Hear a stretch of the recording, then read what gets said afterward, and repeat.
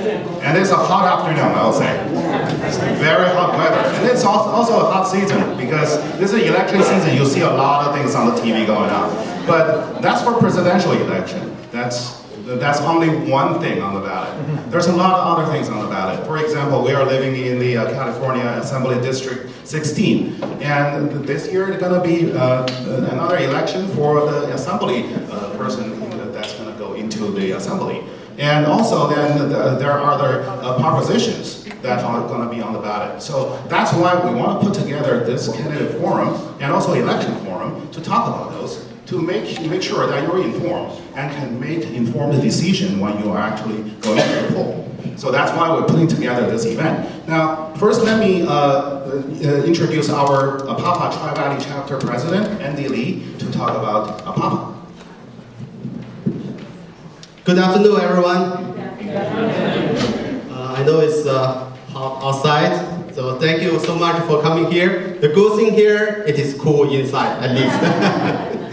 And for APAPA, APAPA stands for Asian Pacific Islander American Public Affairs Association. We are here for the API, but we are not exclusive. We are here to encourage and educate API to be more civic engaged, to be more active in the community. This is why we have this event.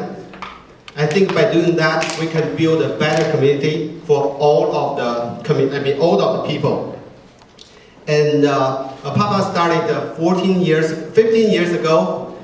We just had our 17th chapter open in New York, Albany early this month. We are going to have another chapter in Stockton.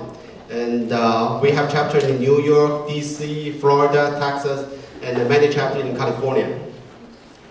And we are the organization, non-profit organization, and we are non-partisan.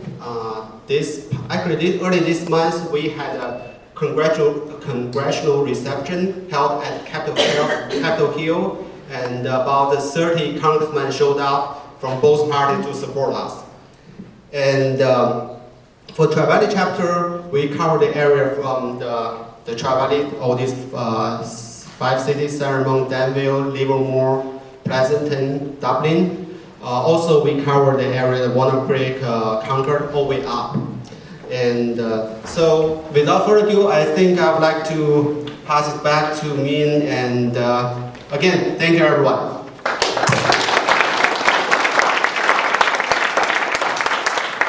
Thank you, everyone. So for those folks who just coming in, there are more seats over here, so you can actually come over here and please sit down. And so first I would like to thank our sponsors, our national sponsors, and specifically Chevron that actually sponsored this event. And also, I'd like to recognize several VIPs in the audience. First, there is Mayor of Saremont, Bill Clarkson.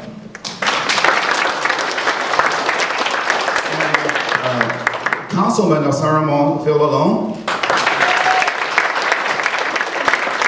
And also, I think I saw Ken Mintz.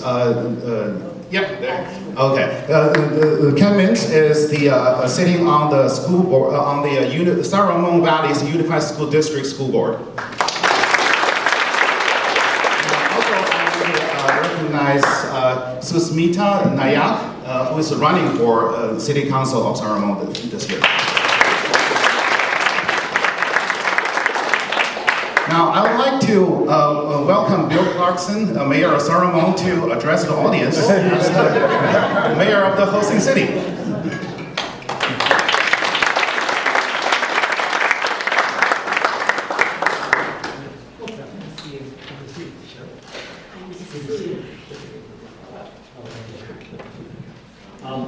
Unaccustomed to speaking as I am, I'll be very, very brief. One is I want to congratulate APAPA on your leadership here in the Valley in particular. And Andy, I want to congratulate you and your entire leadership team on what you're doing here for Santa Ramon. And then I'm going to brag. I'm going to brag briefly. Anybody here get Money Magazine? Yeah, you read about it in the past. Money Magazine, which is sort of the go-to magazine, has these rankings every year. And they just put out their best cities in America to live. and they said that San Ramon was the best city in Northern California. And I think you all should be congratulated, and that we have a great place to live here in San Ramon. And I'm looking forward to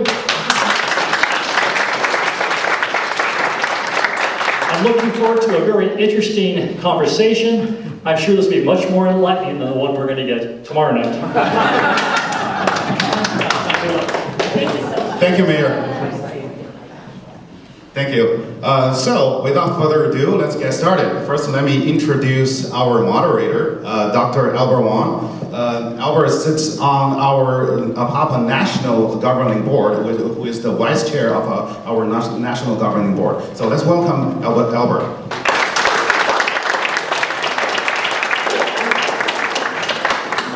Thank you, Ming. So, as Tiffany O'Neill said, all politics is local. And all these flyers you get in the mail, and I'm sure those who are here are activists in the community, know they're all lies. So today we're going to see the real people here, answer real questions related to your livelihood here in this district as well as for our state. The format is relatively simple, 3-minute opening for each, and then I have some questions prepared for them, issues concerning basics and particularly issues concerning Asian Americans, of course. And each one will answer these questions with 2-minute answers and the 30-second rebuttal taking turn. After that, the audience will be allowed to ask some questions. There will be cards handed out, and they will be passed on to Mr. Chen Liao here, a long-term resident of the area, who will sort the questions, combine them, hand them to me, and depending on the time, we'll ask those questions under the same format. And when the time comes up, 2-minute closing remarks by the candidates. Now, a little bit of decorum, no screaming, shouting, no funny Bernie Sanders on the drum, whatever. I'm sure this is a civilized crowd. Of course, clapping and stuff is certainly fine. So, let's get going without further ado. Well, first of all, we have 2 great candidates. I think both are well qualified. Catherine has been on the assembly for 2 years now, has been doing quite well. I follow her quite carefully, actually, even though I don't live in the district. And Cheryl has been a teacher in my home school district, Fremont Unified School District, Irvington High School, not far from where I live, for a long time, and then served on the Pleasanton City Council for years, very experienced as well. So thank you both for stepping forward to support our community and serve us and representing us in Sacramento. So, turn off your cell phone, all that sort of stuff, you know, right? One thing that concerns Asian American the most probably is education. Instead of asking really global education questions, I thought we'd probably just ask something relatively local. With the growing population, all these houses being built here, all these people flowing into the city, great reputation of the schools, drawing more kids probably per house than anywhere else. School is facing overcrowding, difficulty accommodating students. What do you see as something perhaps the state can do to help alleviate this problem? Maybe we start with the teacher. Great, thank you very much. Education is my passion, as you all know. Not only have I worked in education locally, but I've also done professional development throughout the country, in addition to training teachers, but also encouraging young people to get involved. So, Dr. Wang, Mr. Lee, all of APAPA, thank you for having this today, and also thank you for encouraging your young people to get involved. We know, particularly in immigrant communities, the most important thing we can do is educate the children, because then they educate the parents in terms of how to participate in this democracy. There are many things that we need to do. Our buildings are falling apart. We absolutely have to pass Proposition 51 that deals with the state facility school bond. In addition to that, all of you know that during the Great Recession, when programs were cut back, that it hurt your children. And it hurt your children. Your individual child that lost that program in 3rd grade will never recover from having failed to get that kind of instruction. So it's absolutely crucial that we pass Proposition 55, which extends Prop 30 to the wealthiest of Americans. It's an investment. Every question from a parent, from a community member, from a teacher, from a school board member, from a principal to every assembly member, the question in education should be, how do we well serve our kids? In addition to that, I believe we ought to make sure that every single school in the state is accountable. I don't think schools are a one-size-fits-all proposition. Therefore, that when you look at things like public education, including charter schools, they should be at least as transparent and accountable as in any other public institution that acquires tax dollars. There are many things that we need to do. As a teacher, I know constant reform is necessary, but the answer to every question and the answer to everything I have done my entire life is how do we well serve students? Thank you. Thank you very much. And thank you also to APAPA for hosting this and being so engaged in our community and for working with our office in the last 20 months. We've got some great APAPA interns who've done a wonderful job, and thrilled to see how the Tri-Valley chapter in particular has grown, so thank you for doing this. And thank you to my opponent Cheryl for agreeing to this forum and for everyone for coming. Skipping the general opening statement, go right to the question of education. Education is also my passion. It's originally why I ran for state assembly. I'm a parent of school-age children, very efficient. I had boy and girl all at the same time, so they're in 8th grade now. Daughter of a public school teacher, an award-winning public school teacher in California. And one of those parents, like many of you I think in this room, probably volunteered on every single committee. I'm just going to stand because I see some heads moving. There we go, you can see me. Who volunteered on just about every single committee that you could possibly be on, and found that there were things that were working in education that we were not supporting, particularly after the Great Recession, and things that were really not working well that we were drilling down on. And so that's why I ran for assembly to begin with. And I'm pleased to have made that one of the key pillars and areas that I focus on. I think one area of agreement I'm always pleased to see where we have found is support of the school facilities bond. It is absolutely essential that we support that bond. I've been a strong supporter, actually worked very hard to get the California Republican Party to endorse that bond, and they don't do that often, because we're going to need a high vote threshold of voters all across the state to support that. That is essential to schools in the Tri-Valley area who have overcrowding, as you mentioned, but also schools in the La Miranda part of this assembly district that have 60, 70-year-old schools that are crumbling. I've also authored legislation to repeal a very damaging financial policy on our schools, and that's a cap on reserves. This is a policy that tells our schools they're not allowed to have the savings that they should have, and that was a backroom deal that happened in 2014 before I was there, so I've worked in a bipartisan way on legislation that focuses on just cleanly repealing that. And I feel very strongly about funding for our schools. I've been pleased to support increased funding, not only for K through 12, but also our higher education system. And pleased as the vice chair of the Higher Education Committee to support making sure that we have California students first, getting priority in our University of California admissions. We've seen the UC system, which I'm very supportive of. Went there for my law school, my husband went there undergrad, go Bears, free plug there. Really rely too much on non-resident students. And so I've been part of bipartisan policies that have been adopted by the governor in the state budget to make sure that we are putting more funding to UC, but with strings attached to make sure they're opening those seats for California students first. And I think that's opportunity for all of our kids. And finally, supporting reforms. Reforms that treat our teachers better and our students better, and reform the very outdated, antiquated, and rigid seniority, tenure, and professional development rules. And I hope we'll get to talk more about those too. But that's an area I feel strongly about, been pleased to co-author legislation in that, and keep fighting for it. Served on a preschool board, so I do support early childhood education, and continue to focus on that as well. That affects families too. Thank you. Thank you. Okay, that's the buzzer that goes off. Got it. The buzzer and the red light. Ms. Khalil, our 30-second rebuttal. Yes, thank you, and I'm going to stand because I am vertically challenged, but always think it's way more important that you can hear me than see me, which is the story of my life.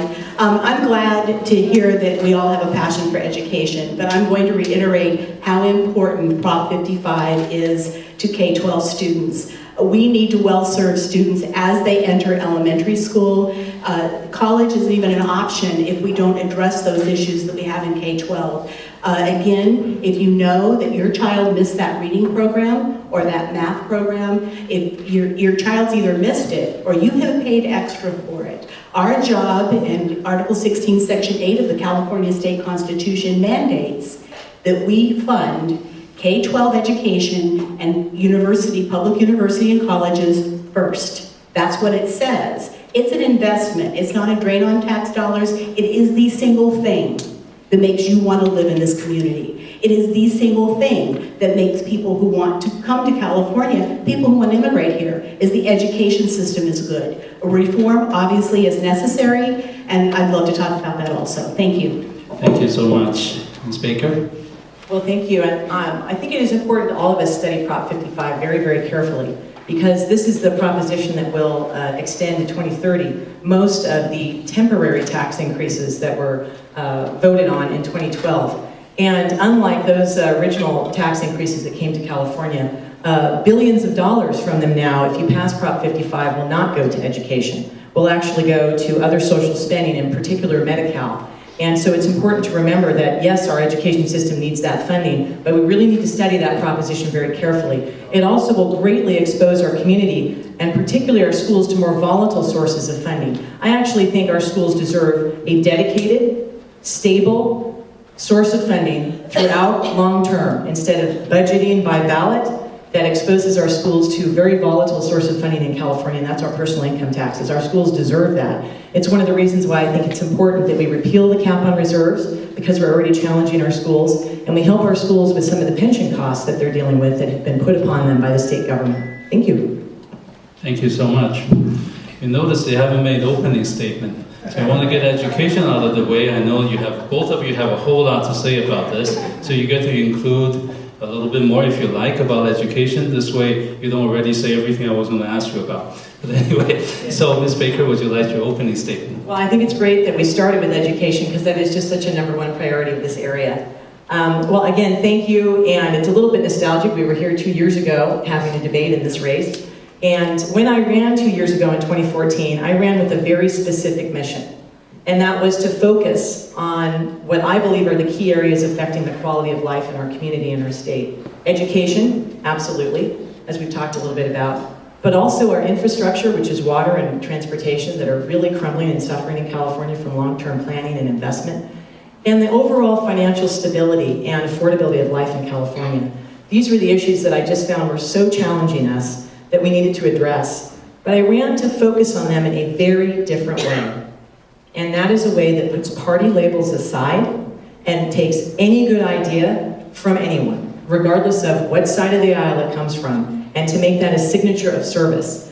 And when I won in 2014, I wondered, was that a real Mr. Smith goes to Washington approach, or was that one that could be very effective? You know, to be bipartisan and independent, particularly from party and the interests that are already very powerful in Sacramento.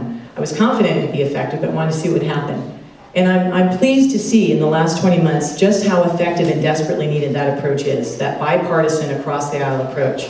Take education, for example. Because I've had that bipartisan approach for the first time in California history, and the governor signed this bill of mine, AB 1058, we will have better child abuse prevention measures in our public schools that protects our kids and teachers and others who are in our public school system.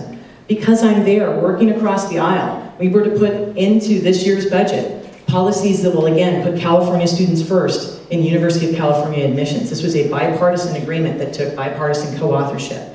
And because I'm there, we were able to support our veterans in education as they're leaving active duty and going into higher education. Those are just a couple of examples. But also in transportation. Because I'm there and have worked very hard across the aisle, Governor signed my bill that brings transparency for the first time to the Bay Bridge project, so that we can learn from mistakes in big public works projects and not repeat them again and have better accountability. I was pleased to have that be one of the first bills of mine the governor signed. And also measures to, my first bill that I introduced was to stop BART strikes, but in a creative way that's fair to workers and fair to riders. And also to really, really focus on investments in our water infrastructure. It doesn't sound very spicy, but transportation and water are the backbone of our state that we need to work on. And finally, that financial stability. Again, bringing that bipartisan approach, I was able to be one of 9 Republicans who voted for historic bipartisan agreement to pay down our unfunded pension liability, pay down transportation debt, and fund the developmentally disabled community. That approach has worked, and that's why I'm running for re-election. It's one that we need more of. I wish we had more of it in Washington, and I'm committed to it. It's energizing, and it really leads to results over partisanship. And I thank you. Thank you, Ms. Baker. Thank you for your accomplishment. Now The vertically challenged is Khalil. Khalil, thank you. You know, thank you very much. You all know, many of you in here know that I've had a passion for public service since I was in high school. I chose to teach for this reason because I think that is an investment in our communities, is to teach young people. I taught government, AP government, and advanced placement United States history, and also have a master's degree, a National Fellowship, a master's degree in history with an emphasis on the United States Constitution. I served Senator Feinstein on the Judiciary Committee as a fellow, and because of these experiences, as well as many other experiences throughout my life, I sought public office. I decided there was another way that I could serve besides serving children. And I had a group of women, my children, and my students who encouraged me to run for Pleasanton City Council in 2006, and I was very fortunate that I was able to win that seat. They did this because I have a legacy of effectiveness. One of the first things I did is I led the, it was a campaign promise of mine to make sure that we connected a circulation route that basically provided services throughout the Tri-Valley area. When I ran, they told me I wouldn't win if I propelled that proposal. I won, flipped the council 5-0 2 years later to make sure that we connected that. In addition, I was a leader in obtaining funding that doubled the size of the healthcare facility in Pleasanton. It's crucial because our communities are defined by how well we treat everyone. And this was a healthcare facility that particularly was targeted at underserved women and families. You know that if you have an underserved woman who cannot acquire health care, that this actually affects children. And when you affect children, you affect education. And this is all part of our community. I was very proud of that. But I was also proud of the fiscal responsibility that I showed as I was a council member. During this time, we entered the greatest recession since the Great Depression. And we looked at a variety of ways, even prior to the recession hitting, how could we conserve? How can we make sure that we serve all the residents in our city? We cut payroll tax, we worked on pension reform, we had no capital and improvement debt, and we had a very healthy reserve when I left office. These are all important things that I can bring to Sacramento. And again, these are effective ways that I concretely solve problems that affected this community. And I really appreciate you all being here to listen to us today. Thank you. Thank you very much. So, we do have question cards. Where are the cards that if you have questions, please go ahead and write them down, pass them to volunteers who will handle that. And Chandel will help me sort them and combine the questions so we can ask them more succinctly. So both of you touched a little bit upon the next subject, transportation. Very, very important. As we build houses everywhere along the hills, far away from the freeway, we cause congestion. People are attracted to this area by its beautiful scenery, the great schools, the convenience, everything else this community has to offer. However, we didn't build very many roads to accommodate their trip to their jobs in San Francisco, in Silicon Valley, and elsewhere. So I guess Khalil will answer this question first. What do you propose that we do for this area? Thank you very much. You know this is a problem because for decades we have not paid very much attention to our transportation system. We need to pass Measure X because we have to pay for repairs. As you all know, some of these potholes hadn't been filled since the Vietnam War. And that's just not, that we just can't do that. We know that there are issues in this state, but we need $59 billion to take care of transportation issues throughout the state. If we started today, it gets more expensive every single day. But I've had experience with the federal government, I've had experience with city government, and I've had experience with state government. And what you really need to do is leverage those federal dollars so we can fix 680-24, so we can fix 580-680. What happens when you go sit with Senator Feinstein and say to her, we need federal dollars? She said, what have you done so far? What has the state done? What has the county done? How are you going to fix this? If you have all those things in place, you have more of an opportunity to get federal dollars. And let me be very clear, for every dollar that you send to the federal government, we get 76 cents in return. That's the last time I saw that. It might be a little bit different at this point. That means that we have a nexus there where we can leverage federal dollars to help us fix 680, 580, 680, 24, and other kinds of transportation needs in this district. We can't do this ourselves. It can't just be the state. It just can't be the county. We need to go after those federal dollars. And I have the support of many of the congressional members surrounding us and the relationships that will help me leverage those dollars and bring those back to this assembly district. Thank you very much. So just to get real specific and what we need to do, a couple of different things that need to be a priority for us in transportation. The first is whatever we need to do, it needs to be bipartisan. Particularly in the state legislature, it's very important that it not be an agreement or a legislation that has no Republicans on it or no Democrats on it. It's got to be a bipartisan solution. Secondly, we really very much need to work on reform of how we're spending the dollars we're already getting from Californians. Give you a couple of examples on that, and I've co-authored legislation on each of these issues. For example, we collect $1 billion in truck weight fees from Californians. Guess how much is spent on transportation? Zero. We need to take those dollars that are taken from Californians in the name of transportation and lock them in a box. And this is to the tune of billions of dollars a year, and make sure they are only spent on transportation. I've co-authored legislation to do that. It's actually another bipartisan proposals as well. We also need to redirect the funds, I believe, from high-speed rail. There may be a day for high-speed rail in California, but not this project. And we've got a long list of better infrastructure investments in this state, on the 580, 680 corridor, on the 24 corridor, and throughout our region that will be much more effective than high-speed rail dollars. In addition, cap and trade dollars.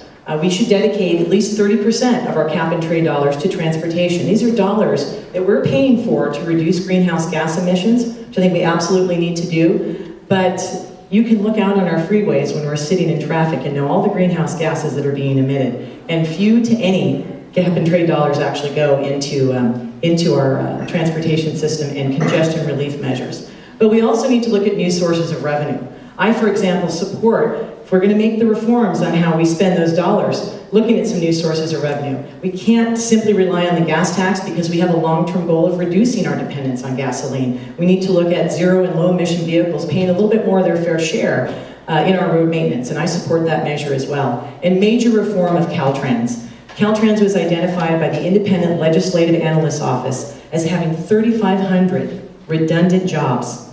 These are dollars that are not going into transportation infrastructure, and they should be. So we come up with bipartisan solutions, we work on reform for how we spend those dollars, and we look at long-term, more stable sources of funding that we're going to need in order to leverage any financial dollars at the federal level or local. And finally, oh, I see the red light, so I think I'm done. It's a good topic for a long list. Yes, unfortunately we have limited amount of time. These soft subjects are rather complex sometimes and covers many different areas. So Ms. Cook-Palio, a 30-second rebuttal. You get 45 seconds, because you went over. Thank you so much.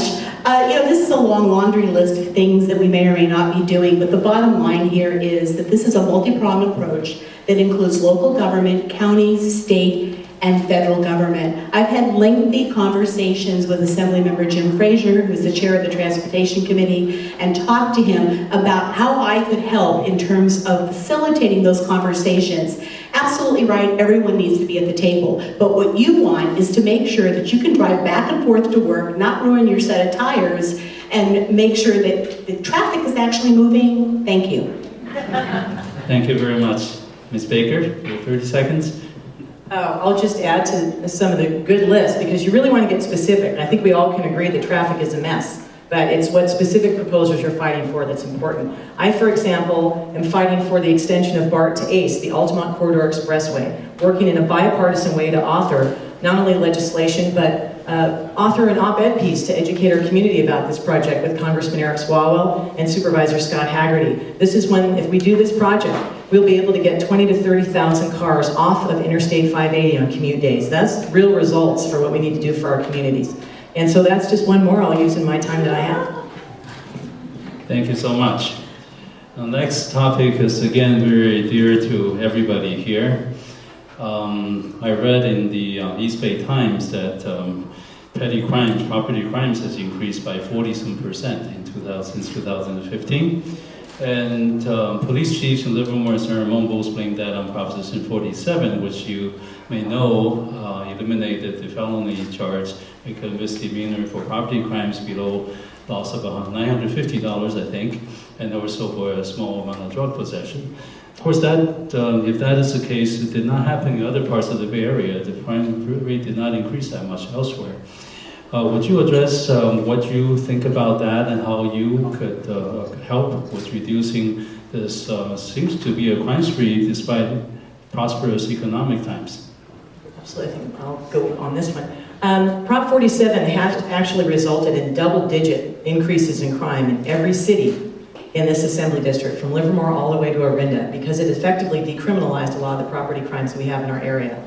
And we see more home break-ins, we see more burglaries, auto thefts, and robberies. And when we've seen that, they can very quickly escalate to something worse that is a violent crime. For example, in Dublin, just in the last 2 years, there was a home break-in. It was intended to just be going and steal some things, and there was an 80-year-old woman who was gagged and harmed while she was dealing with that.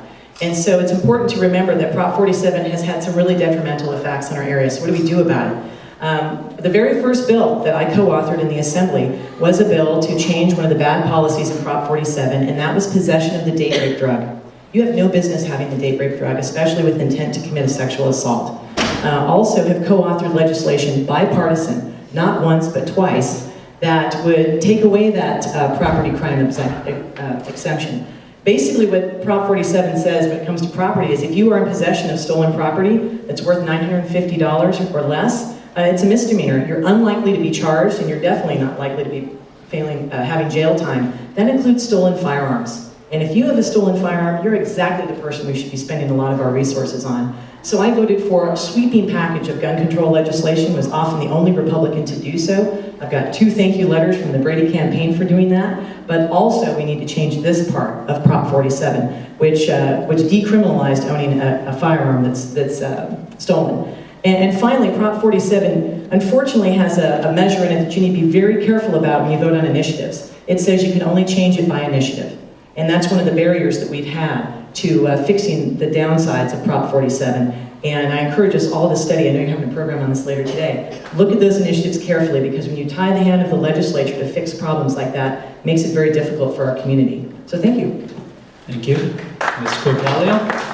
Thank you very much. I'm also very aware of the increase in crime. This is a very affluent area. When you have people at risk, this is where they travel. And the home burglaries, this is about personal safety. Not only do I have a very good relationship with retired Police Chief Craig Steckler, I've had many conversations with him, but also the Police Chief in Pleasanton, Dave Spiller. And as a city council member, we would often hear why the priorities were the way they were. First of all, we need to make sure that the police officers in our community are trained well, and that we have enough to be able to cover the entire community. And this is a problem throughout California, is not having enough for coverage. And then they're forced to be able to decide whether, are we worried about the camera they stole, or are they worried about somebody who's being physically threatened? And you know what the choice is in that matter. The other point is that we don't distinguish between what types of property is stolen. Certainly, if it's a public safety issue like a weapon, that's entirely different than someone stealing someone's TV. But we have seen an increase in crime. It's something for which we have to be diligent, all communities. It requires a conversation. It is a local control issue in terms of how many police officers that they hire and what their priorities are. But as a state assembly person, we should make sure that cities have the training and the facility to make sure that everybody is safe. When you talk about gun prevention violence, I want to be very clear. Every single person in a public place, in their home or in a school, needs to feel safe. Thank you.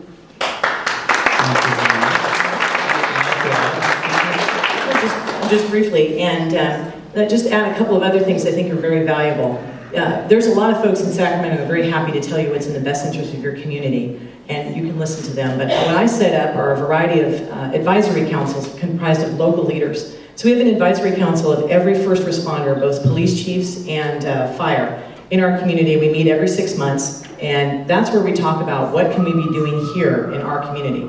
And every one of them has said to me, we really need to change Prop 47 and make sure that we don't repeat that mistake. I'm also pleased, I just want to add this here, I have the endorsement of our sheriff from Alameda County and from Contra Costa County and police chiefs throughout the area because we work together in that constructive way. Thank you. Thank you. More additional comments?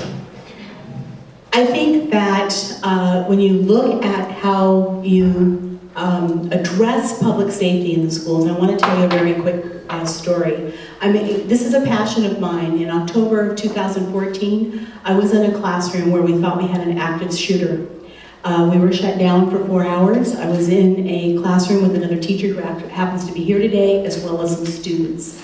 It was at that time I realized that we're not prepared to deal with public safety. I had kids crying in my room. We were getting internet information about what was happening. At 3 hours and 45 minutes, the door flew open. 4 SWAT team members came into my classroom and pointed an assault weapon at me and others. I am telling you that that is a chilling thing. Was this a 30-minute? That was chilling. But the one thing that I want to tell you is at 7 o'clock at night, what I realized is I could not keep those kids safe. And it crushed me because as a teacher, we've been taught that we can teach them safe. We need to do everything we can to make sure that never happens again. Thank you very much. APAPA strives to encourage Asian Pacific Islander Americans to participate in civic activities, and this is part of our programs to do so in this area, whereas AD 16 now has over 20% Asian Americans and growing rapidly. What do you think is the main concern of the Asian American community here, and how do you plan to address that, Ms. Kelly? Thank you. I think that we've covered education, but I think that not only is a concern of the Asian American community, but the concern for everyone that lives here. The other thing that I think is a huge concern is access to business and making sure that the information that's conveyed to the residents is understandable. I have an example in Pleasanton when I worked very closely with the city attorney. I got a phone call. People were concerned at a bank because they were told to take down a placard that was in Chinese. And the city attorney complied, took the placard down, and I had to be delicate about the fit because that's unconstitutional. What we should be doing is building bridges with people who come here to live because it's a wonderful place to live. And so anything that we can do to increase the understanding, not just in the education community and making sure that students are well served and get what they need, not just in K-12, but also in college, but anything that we can do to promote small businesses that serve the entire community and allow access to everyone, regardless of where they've come from, because they've all come here to live and to enjoy our way of life. And honestly, the reason people come to California is it's a beautiful place to live. So I've done that on the city council. I've certainly done that as a teacher, and that one of the things that I would do is promote that. Prop 58, which repeals Prop 227, which would allow bilingual education. I think understanding culture and language is crucial to understanding our neighbors, and I would like to see that repealed so that we can promote bilingual and multilingual education in this state. Thank you. We'll have another discussion today following this on Prop 58, so if you stay around. Catherine. Thank you. And we have seen a terrific increase in we have one of the most diverse districts in the state. And we see it in our schools and our families, and it's wonderful. And I think what's interesting is we share many, regardless of our backgrounds, we share many of the priorities. Again, we've talked about education. I think one area that I've heard from constituents, I have an API advisory council, and we've met twice now. I also have a South Asian advisory council to talk about legislation that I can be voting on, what specifically I can do in this area.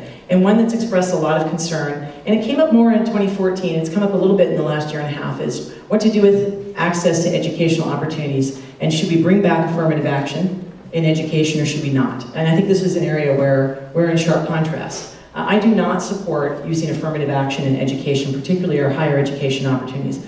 I've seen written pledges that my opponent does, and I'll let her address that on her own. But I really think we need to focus on quality education for everyone, regardless of your zip code, regardless of your background, and not narrow opportunities for people based on the color of their skin or their background and where they come from in their ancestry. I think those are steps backwards, and we really need to be working going forwards. And we really have a lot of shared concerns, not only about our economic opportunity in the state, but the financial health of the state. There's a tremendous amount of debt in this area, and families in this area pay a lot in taxes, and in an area that's very, very difficult to afford to live.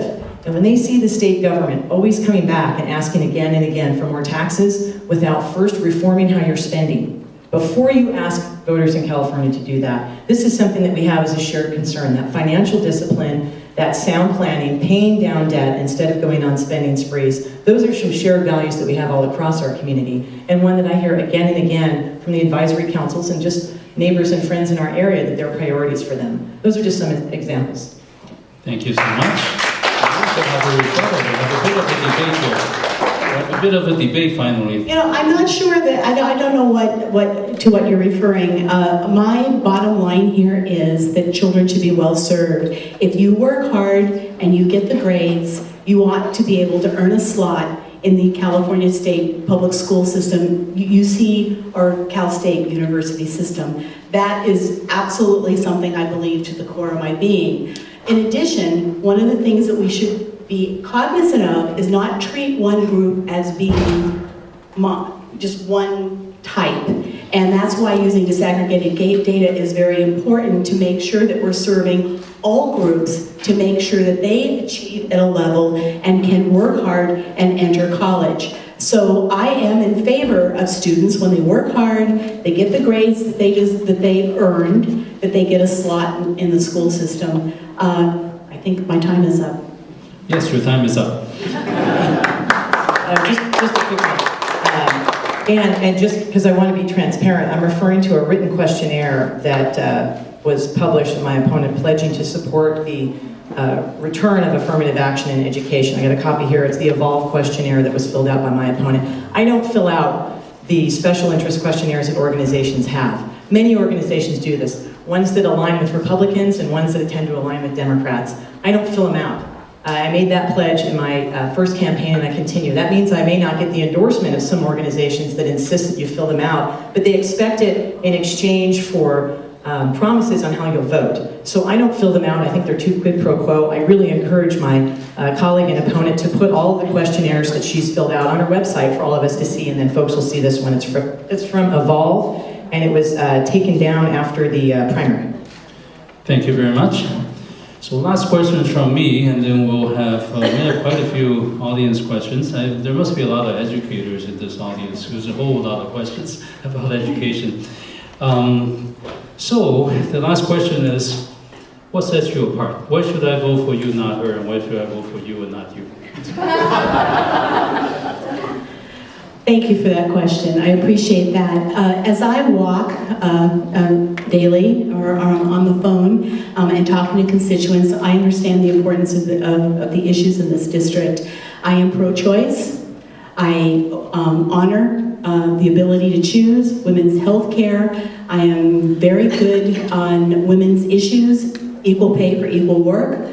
I am very concerned about our environment and how we look at emissions and the idea of reducing petroleum in use in this state. In addition to that, I really want comprehensive gun violence prevention. These are things that are very important. I want you to look at the record. My opponent has failing grades in Planned Parenthood. She has failing grades with illegal conservation voters. And I have been endorsed by both of those organizations, very well respected organizations in this community, as well as the National Brady Campaign for Gun Violence. Those are three things that I think that if you check the record, you will see that I should earn your vote. Thank you. Well, I think we both love our community, I know that, and want to do right by our state. I think where we are a sharp contrast, it's a very sharp contrast. There's policy issues, we've highlighted some of them today.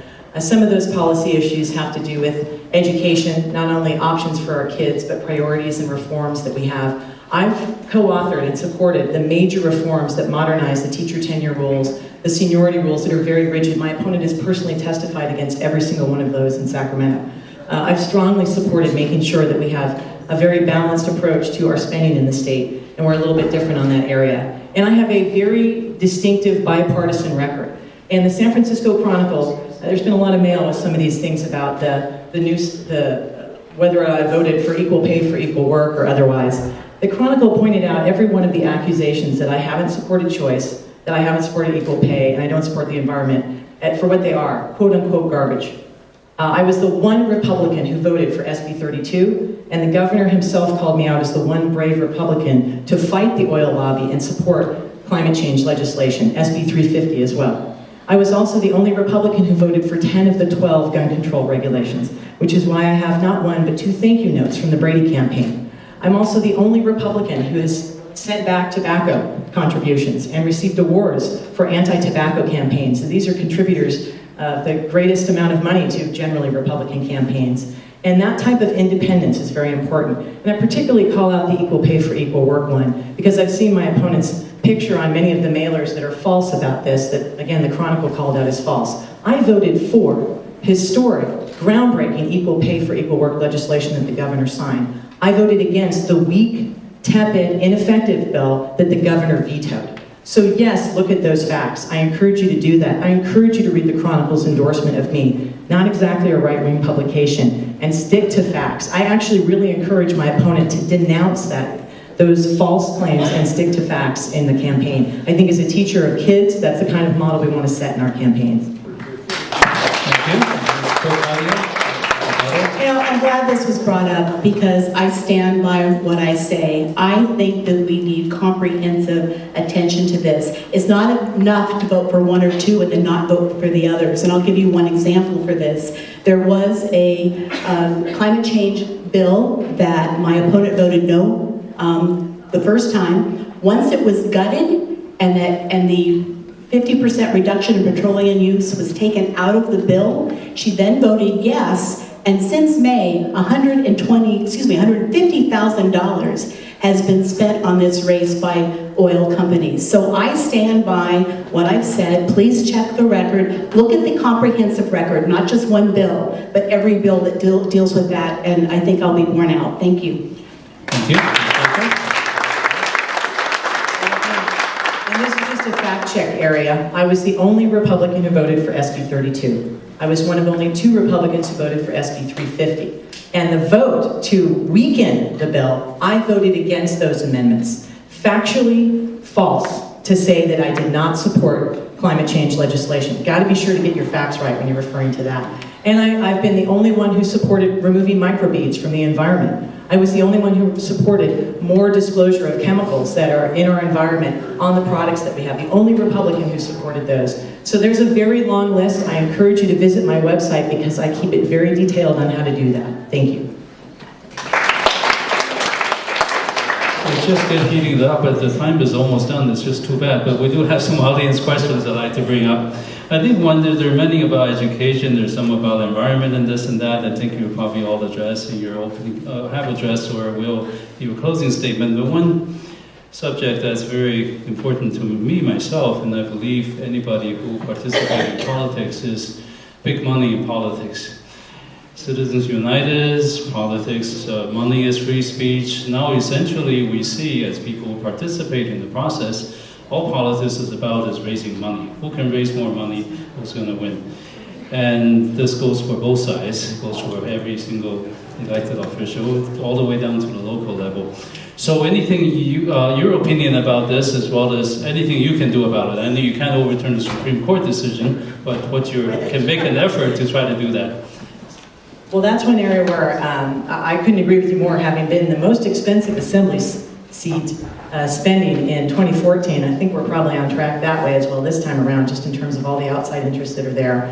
It's one of the reasons why, again, broke from my party line and put the interests of this district first in supporting AB 700, which increases disclosures of who's paying for those ads, particularly on the initiative process that you see. I think there were only 2 of us Republicans, I'd have to go back and check, who voted for that, and very strong supporter of that type of transparency.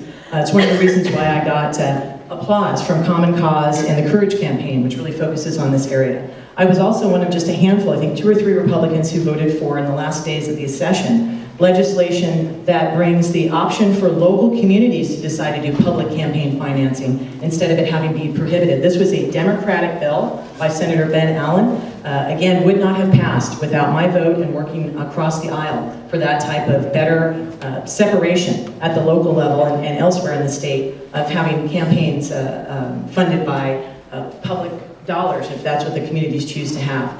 Also, have been very, very supportive of transparency at every level of government. And I've got a terrific record on that as well. But one of the things you have to be careful of are meaningless measures. There's a measure on your ballot that's coming up. I don't remember the number, but it's the one that says, constituents, do you want your legislators to work on Citizens United? And I voted against that because it's silly. If you want to know what your constituents think, you go get off the chair and work in your community and hear what they have to say. And that's what I've done. So you'll find on your ballot, it's called an advisory proposition. It does nothing on Citizens United. It says, gee, should legislators do their job and talk to their constituents and figure out what they should do? It was excoriated by the LA Times for being such a weak measure. So really look at those carefully. I look at the merits of the bill, and that's why I supported those pieces to bring back transparency and separate campaigns from dollars. Thank you so much. I'm glad you brought that up. As you all know, my master's degree is in history with an emphasis on the Constitution. Citizens United is a poor Supreme Court ruling. You deserve to know who's putting money into campaigns, and we need to do something to eliminate this obscene amount of money that's put into this assembly race or any other race. This is millions of dollars, and sometimes you're not getting the correct information. Please look at who's paying for the ads. Something that says Citizens for a Better Community. You have no idea who that person is, and it may be just one person. There's a person on the peninsula, Charlie Munger Jr., who put millions of dollars in this race. You deserve to know who that is and why they're doing it. Not just for my opponent, but also for me. We should own that. I am absolutely in favor of transparency, and since my opponent mentioned transparency, I will hope that the governor will sign the bill that will require charter schools to be utterly transparent when they're using tax dollars, and it is something, as I understand, my opponent voted against. As your tax dollars, the dollars you donate into campaigns, you should know where they go, you should know who's spending it, and I encourage you to do a little research when you see something come into your box and find out who's actually behind the flyer, the TV ad, whatever happens to hit your doorstep. As participatory citizens in a democracy, we owe it to ourselves to do our research. Thanks so much.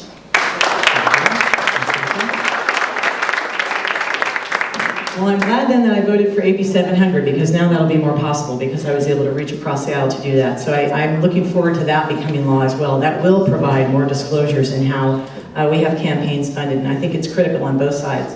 And just on the charter school issue, I think it is very important to understand, I was the sole Republican deciding vote in the audit committee in the last few weeks of August to audit the organization that has the charter school in Livermore, so that we can actually tackle what are the real solutions we need instead of broad brushes that affect the great charter schools in our communities and those that don't. And that charter school that was violating the law, they were already abiding by our transparency laws, they were breaking them. We need to know how to enforce them, and that's why I voted for the audit as the sole deciding Republican vote. Thank you so much. We are coming up to just past 3 o'clock and closing statement. I thought that what I would do is, there are many questions. I'll briefly mention what they were about, so if you should choose to address them in your closing statement, feel free to do so. Some were regarding education, how do we recruit teachers in this very expensive place to live? About BART strikes, what are you for? This was already mentioned a little bit earlier, for or against BART strikes. There's a question about pro-choice, anti-choice. As usual, these things come up. Guns and choice always comes up in political debates. And of course, environment and housing. So go ahead. I forgot who started the opening statement, so I think it was you. Yeah, so Ms. Baker, go ahead. Good memory. Well, thank you. And we touched on just a few things this afternoon, and there are more to get to touch on. And if there is a question that you asked that you didn't get a chance to have answered, please just contact me. I'd be happy to visit with you and give you a call back or connect with you so you have the real answer straight from me. There are some really sharp contrasts in this race to how the choice is for our assembly district. Someone with a proven record of being independent and bipartisan and having real results. That's why I'm honored to have the endorsement of Democrats, Independents, and Republicans on every single city council and school board all throughout this district, including all of those who serve with my opponent on the Pleasanton City Council. I'm also very, very grateful for the endorsement of people in our community who may not have an elected title, but who really want us to focus on the issues rather than partisanship battles. And so that's where my priority has been. There are areas where we have a sharp contrast. You've mentioned a few. The very first bill I authored was to end BART strikes, and again, in a way that is fair to workers and fair to riders. I'm curious if my opponent will actually author legislation that will ban BART strikes, because they put everybody in our community in threat and difficult for their mobility and ability to get around, and we need to have a commitment to do that, even if it's not the orthodoxy with one's party. Very independent-minded Republican. I'm the only pro-choice Republican in the entire California State Assembly, and I have voted 100% of the time with Planned Parenthood on their sponsored support legislation, and 80% of the time on their legislation. The ones where we've disagreed had nothing to do with the legality of abortion. It had everything to do with the parents' right to have access to sex education materials in our schools. I chose parents over a special interest organization. That's a record of my background and why I focus on the issues that matter most to this community. I would be honored for your support. And happy to hear from you anytime. My website has a lot more about me. It has my email and my phone number, bakerforassembly.com. And I just thank you for listening on just some of the key issues and for having this again, APAPA, bringing us together for almost a lightning round debate. It's great. Yes. Again, thank you very much, and thank you, Catherine, for being here also. You know, what has driven me to do this is my passion for public service. I have, this is my life. This is what I've done since I was a teenager, and this is just another stage. One of the reasons I'm here is what I've heard from people as I'm walking, while I was on the city council, while I taught, the kind of issues that are extremely important. And what I hear people say is they want to protect women's health care, all of it. My opponent has a 29% with Planned Parenthood. I have been endorsed. What I've heard is that they want to protect the environment. They want to make sure that we have clean air and water, and we want to make sure that we have a water supply that will actually get us through the next drought. My opponent has a 27% with legal conservation voters, and they've endorsed me. I've heard people talk about how safe they want to feel in their communities. You talked about public safety, that's extremely important, but also I don't want to see another child ever sit in a room and feel that their life has been threatened. I want that to stop. These are the things that I've heard talked about. I'm a Democrat. The values that I hear talked about in this district are Democratic values. I have been endorsed by a wide variety of people. The entire Democratic Assembly caucus has endorsed me. I have been endorsed by the Democratic Party, the state of California. I have been endorsed by Planned Parenthood. I have been endorsed by NOW. I have been endorsed by League of Conservation Voters. And I have been endorsed by the National Brady Campaign to against gun violence. These are very significant groups of people that I believe reflect the values in this district. I look forward to your vote in November. I would very much like to represent you, and I'm also happy to answer any questions that you might have at any time. So thanks so much for coming today on a Sunday afternoon, beautiful afternoon, and thanks to everybody who set this up and all your volunteers. I really appreciate it.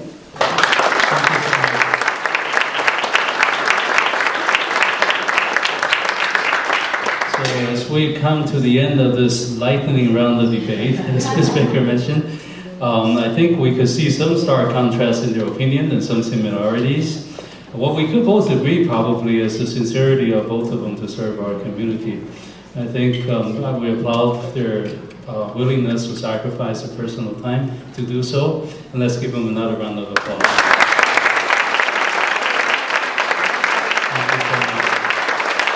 Thank you.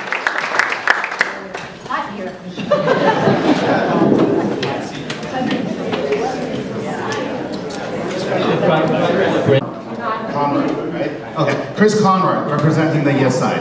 Let me turn it back to our moderator, Albert, to start this session.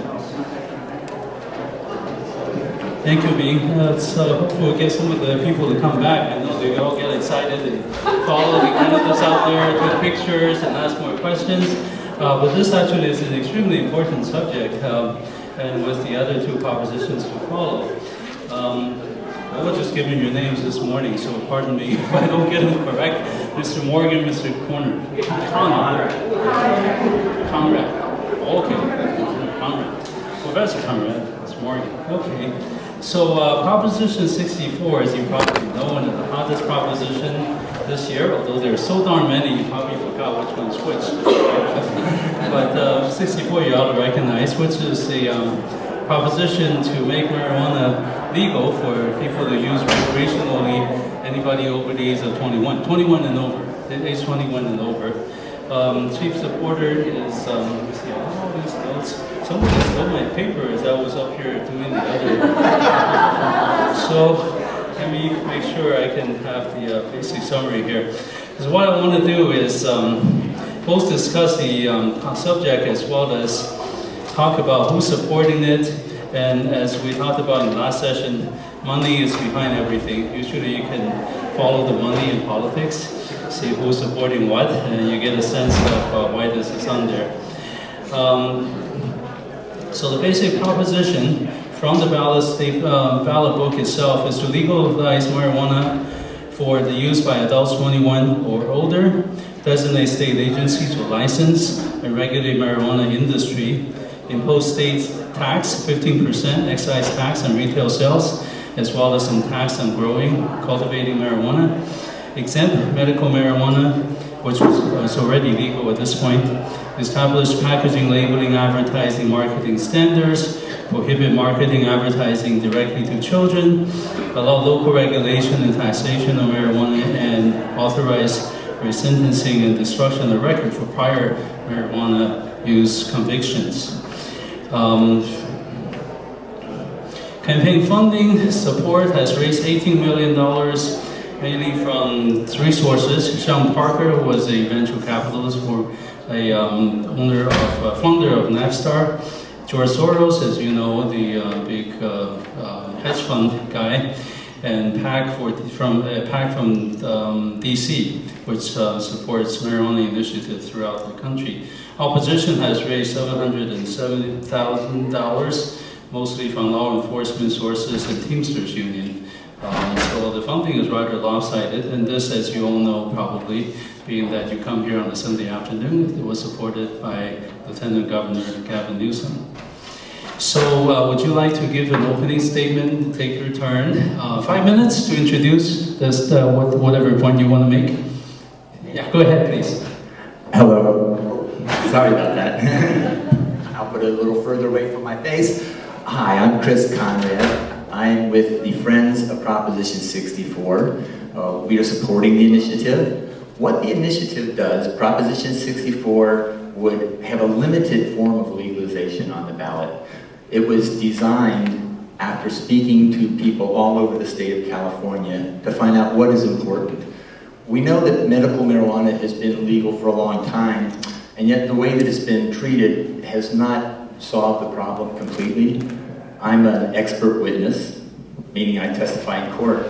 I've worked on over 2,500 cases since the medical marijuana law was passed in California because of the confusion from the way that it was written and the way that law enforcement has been prosecuting patients and providers around the state. But based on all this experience, what we've seen is that it has changed California in a lot of ways. It's protected people and given them access to a medicine, which has been very helpful. It's reduced teenagers' use of marijuana, and it has given us the opportunity to look at what we can do about what they call the elephant in the room. The fact that for every one person who uses medical marijuana, at least 4 people use marijuana that do not have a doctor's recommendation. What our laws do right now is that we have felonies for cultivating marijuana, we have misdemeanors and infractions for possessing it, And we don't have any legal place for people to buy their marijuana. We don't have any legal controls over how that marijuana is produced. We don't have any assistance for the environment or protections on it. A lot of that marijuana is being grown by illegal gangs that are profiting off of it. So what the initiative does is it takes a very conservative approach. It allows adults to have a right to possess and to use a small amount of marijuana and to grow some at their home. But then, when it comes to where the marijuana comes from, that's where the law makes a big change. It produces a set of licenses rather similar to what the legislature created for the medical marijuana industry in the past 2 years, but better. We felt that the legislature made some important mistakes the way they made those laws. For example, people who already have a prior arrest for marijuana can't get a license, but often don't. Who knows better how to grow marijuana than someone who's grown it? The way that this initiative takes it is to take a very conservative approach. People will need to get a license from the state, and they have to get a license from their local community before they can do it. They're not allowed to advertise to children. The packaging has to be designed to make sure that children cannot get into it. People cannot drive around with an open container of marijuana in their car. They will not be able to smoke marijuana in their car. They won't be able to drive impaired. These things which we're all concerned about because we have children, we drive, we want to make sure the public is safe. So all those things are protected. And in addition to that, the companies who get licenses have to follow strict rules about the way they treat the water supply, the pollution, the way that the purity of the products they're producing. And there's going to be a lot of money raised from this. Instead of going to the drug gangs, $1 billion is expected to come to the people of California to use. And one of the things that we need to learn is, how do we make this law work better? We've seen what happened in Colorado. They didn't make limits on how much a person could use for edibles, and they had problems with that. So this initiative sets a limit on what a dose is for people to make sure we don't have that kind of problem.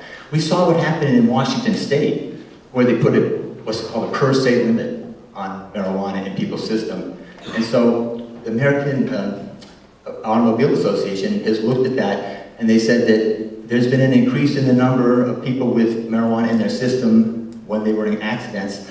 But nonetheless, what they found is that we need research as to whether marijuana was a cause of those accidents or not. And so this initiative will fund research, it funds enforcement of driving rules, it makes sure that businesses don't advertise to children, and it makes sure that we stop locking up people for using marijuana, which is a herb that's been used in Asia for thousands and thousands of years safely. I believe we can do that here. This is good for the Asian Pacific Island community, good for California, and good for the earth. Vote yes.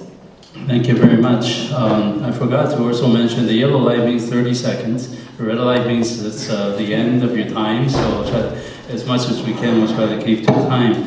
Mr. Morgan, the opposing view. Hello. Good afternoon, everyone.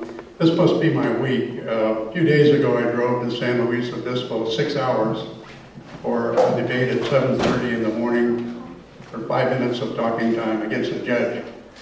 And now I get an expert witness that's been testifying at 2,500 times. So, as background, I have been engaged in drug prevention work for about 20 years.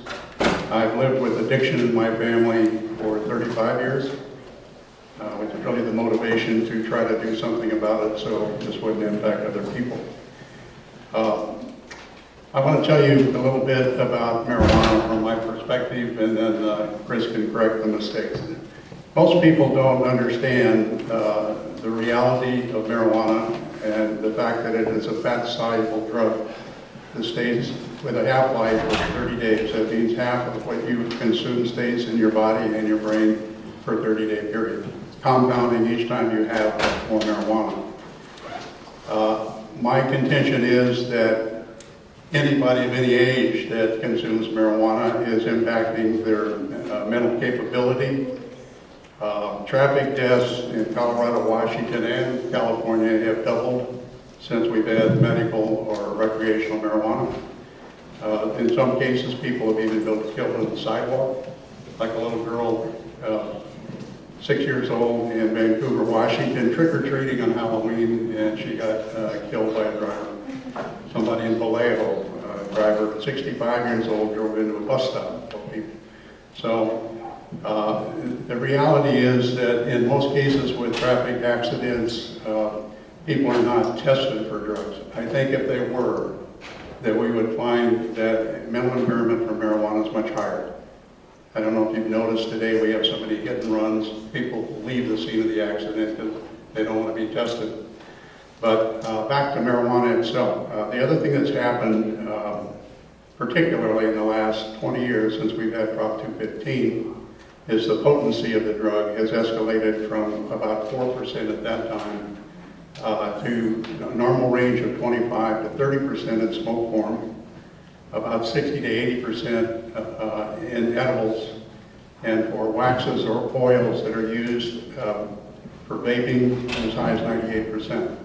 So we're not talking about a drug that makes you lazy or giggle like the Woodstock days. I don't see anybody here with white hair like I've got, but when I talk to older people, they're all thinking, oh, this is a funny little drug, it's not a big deal. It is a big deal. The problem is, for anybody 25, even 30 years old, the brain isn't fully developed until 25 or 30 years old. And marijuana can cause permanent structural and chemical damages to the brain prior to that time. I'm talking permanent. It can cause a loss of IQ, causes psychotic breaks in some cases that lead to mass killings. It causes mental illness. It's in studies they've done in the UK and the US, it's a factor in about 25% of cases of schizophrenia. 9% of adults that use marijuana will become addicted, 17% of adolescents. If you combine those together, about 7,100 people start smoking pot or using pot every day in America. 4,000 of them are adolescents. If you run those numbers, it means collectively in America we're producing about, I can't remember exactly, 388,000 new addicts every year. According to Vice President Biden, the average addict commits 178 crimes every year.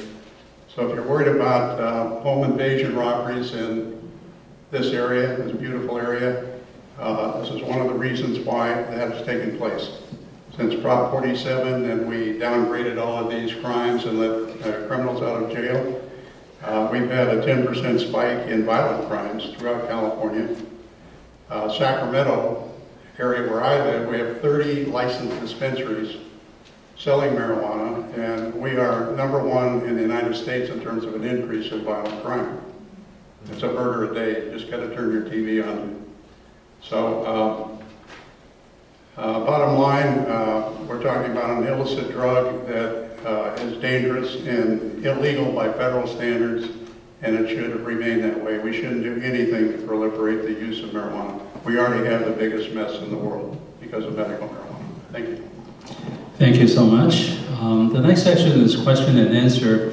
Some of the questions may seem a bit sharp because I will be targeting one or the other and rotating between the two of you, and the other one will get a response, and each one of you get 2 minutes. And although we lost much of our audience after the initial debate by Assembly District 16, this will be transcribed somewhat, not directly word for word, and published in the Chinese language media. So you'll get quite a bit of publicity in the ethnic media, who will then hopefully vote on this educated, knowing what's going on. The other part I did not go through yet is the fiscal impact of this, this proposition. The legislative office, nonpartisan office, estimates how much this will cost the state or benefit the state for every proposition. This is printed in your ballot book, and this is what they say. It's a little difficult to estimate because the consumption pattern and pricing of marijuana may change because of this becoming legal, but the estimate for tax and income into state and local government is in the high $100 million to $1 billion range over.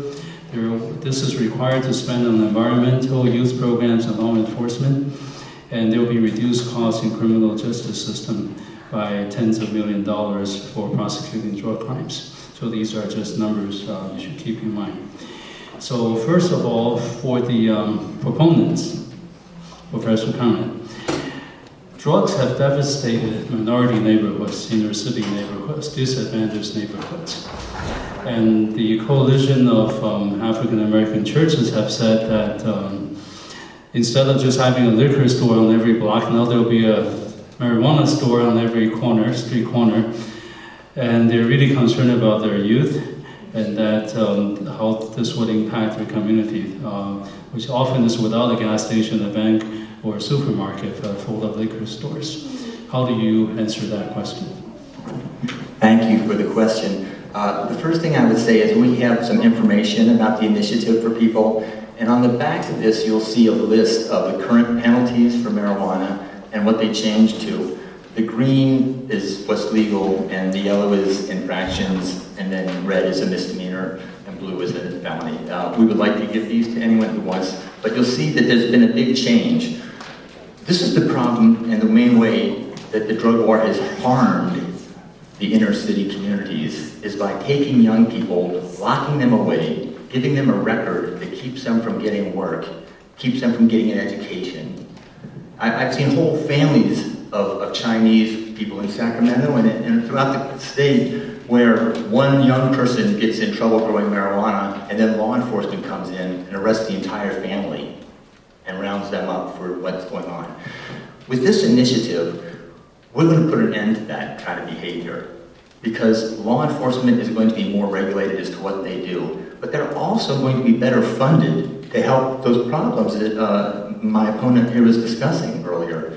Yes, we do have a crime problem, but if we have, as the initiative would produce millions of dollars for law enforcement, saving millions of dollars for law enforcement, that's money that can be spent solving those problems of violent crimes. Local communities will be able to control where the marijuana is sold. It can't be by schools, and it's going to be, they can keep it from being too close together.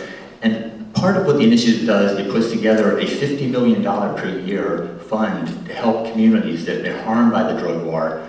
And most of the money is actually focused on keeping young people away from drugs. So I think all those things are going to address those very issues you're talking about and why I support the initiative. Thank you. Mr. Morgan. Regarding minority communities, what they've discovered in Colorado is that the crime actually increased. I would point out to you that nobody is in jail in California, or I think the nation, because of simple possession of marijuana. The idea that cops are going into black neighborhoods and arresting kids is no longer the case. Maybe it was long ago, but since SB 1449 in California, which was signed by Schwarzenegger, you can possess 1 ounce of marijuana, and if you get caught, the fine, it's a non-escalating fine of $100. If you're not familiar, 1 ounce of marijuana is the equivalent of about 60 joints. So what happened is we just made a whole new cadre of drug dealers. So the real problem with crime is that marijuana has an impact on the brain. Marijuana leads to other drugs, like heroin. What happened is because we grow so much marijuana in the States today, the Mexican cartels have switched to heroin. And the easiest market to sell heroin to are the people that are already stoned on marijuana. So we have 129 people dying every day just of drug overdose. There hasn't been anything in modern history that even compares with that. But all that said, the income, frankly, is a joke. Colorado is a good example. All of the money is consumed by trying to enforce this. There's no money left for the schools. The schools there will tell you that their biggest problem is marijuana. Disciplinary problems have elevated, school dropouts, more emergency room visits. Marijuana is a tragedy, frankly. We don't need more of it, we need less. Thank you so much. Now, the next question is directed at Mr. Morgan. Marijuana is everywhere. It's reality, it's life. Ever since Bill Clinton said he didn't inhale, which I'm sure he did, from his generation on, most people here growing up, not just in California, but throughout the country, probably has smoked pot at some point. People who are younger than me, of course. Why consume so much law enforcement resources, spend so much money on this? Why don't we just legalize it for adults, regulate it, label it, and get some arms around this problem that's already here? If it was possible to regulate it, I think we would have seen some regulation in the last 20 years. It's really not possible to regulate an illicit drug. People are going to grow it. Where I live in Placer County, we have 4,000 illegal cultivation sites, even though those are banned. There's no ability for law enforcement to enforce the law. And this is a problem. People say, oh, the war on drugs has failed. I would tell you that it's a war we're never going to win entirely, but it's a battle we have to continue. From 1978 until 1992, when Reagan and the first Bush were in office, they reduced marijuana and drug use by 50%. Okay, it saved a lot of lives, a lot of money, a lot of mental illness, a lot of addiction. In contrast, in the last 8 years, we've had no federal enforcement, we've had no state enforcement. The whole burden has fallen on local law enforcement. And when they can't perform, then the burden falls on you and me to protect our own kids.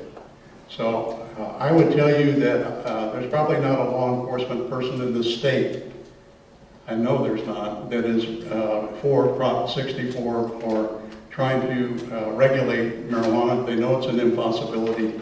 If you allow any person to have 6 plants in their home, and a plant today in Oregon is as big as an orange tree, right?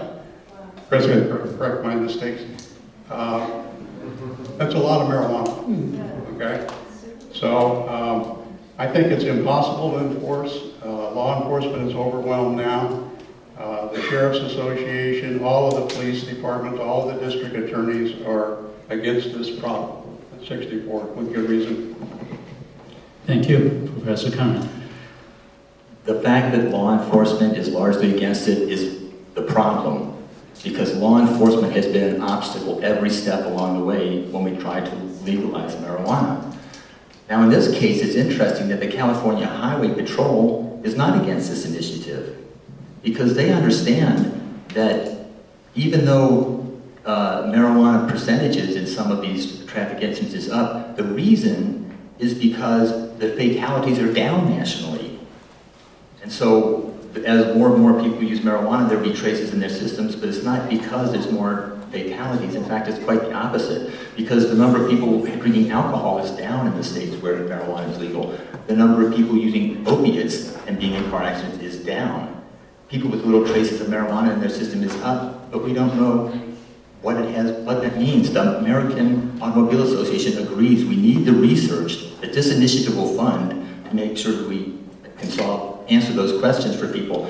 I think it's also important to know that the California Medical Association, you've heard a lot of things about dangers of marijuana. I disagree with that. I have other data that can show the opposite of what he's saying. But nonetheless, the California Medical Association, in fact, the person in charge of traumatic injuries of the California Medical Association is a supporter of this initiative, because he believes that we need to address this issue head on. I agree with your question 100%. We've had marijuana as part of our culture here for 40 years. It has not been a problem.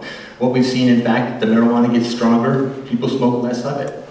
When medical marijuana came along, young people smoked less of it. This is why the National Association for the Advancement of Colored People, the NAACP, is supporting this initiative, and this is why I think it's a really very important thing. One last thing, the Federal Center for Disease Control has said that marijuana use has gone up around the country for adults, it's gone down for teenagers, and that abuse of marijuana has gone down across the whole country since medical marijuana became legalized here in California, and since Colorado, Oregon, Washington, and Alaska have all legalized marijuana.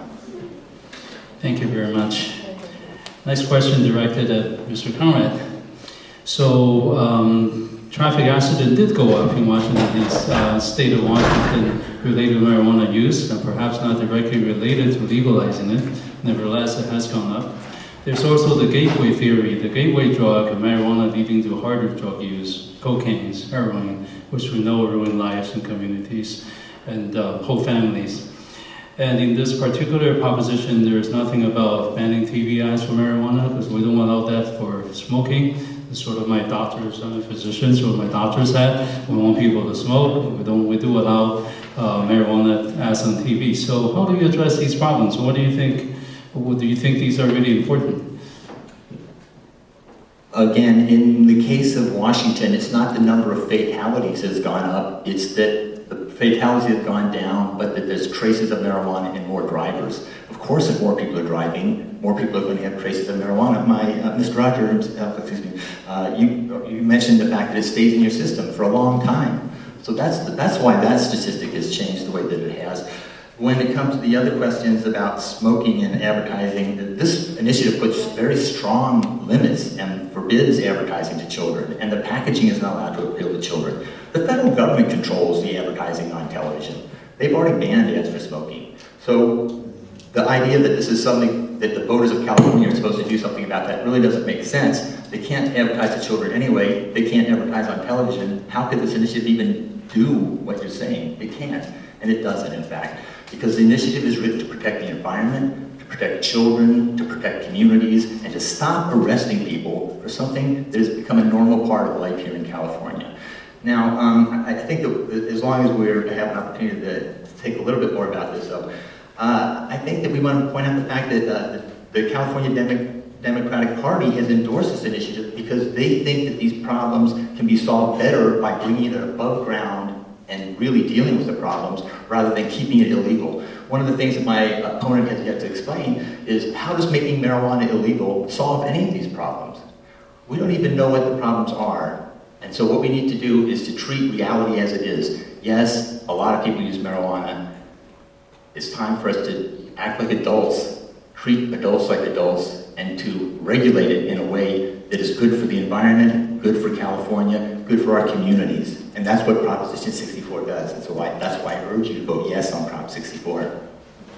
So, Mr. Morgan, go ahead. I'll come back to the gateway drug thing. Maybe I'll give you each another 30 seconds to do that. Go ahead, Mr. Morgan. You want to do that first? Yeah. Sorry. The gateway drug theory was first disproved in 1970 when the United States government investigated it. We know that marijuana does not lead to other drugs. We know that people who have an adventurous personality may try marijuana and they may try other drugs. We know that people who have addictive problems or have psychological issues experiment with different things. They use more alcohol. They use a lot of drugs than not just marijuana. And if they're going to use any drug, marijuana has not killed a single person from overdose in the history of the world. Not one single person. So this is a safer drug for them to be using, if anything. But most importantly, I can tell you from my own experience, my younger brother became a cocaine addict. What happened? He went out to buy marijuana one day. He had to go to a dealer. The dealer didn't have any marijuana, but he had cocaine in it. That's why my brother bought it, because he couldn't buy it in a store. With this initiative, that would have never happened. So, Mr. Morgan, you may have 3 minutes then, if you wish. Thank you. I guess I just totally disagree with everything I just heard. The gateway theory has been documented over and over and over. The marijuana that we have today, if you talk about marijuana 5,000 years ago, there's absolutely no comparison between the two. The advertising issue, you said this is controlled by the federal government. Marijuana is illegal by federal law. Literally everybody pushing this is even conspiring to break federal law is a felon, including our governor. The CMA, California Medical Association, I've read that report. It's flawed. They reflect on Portugal and places that have decriminalized the use of marijuana.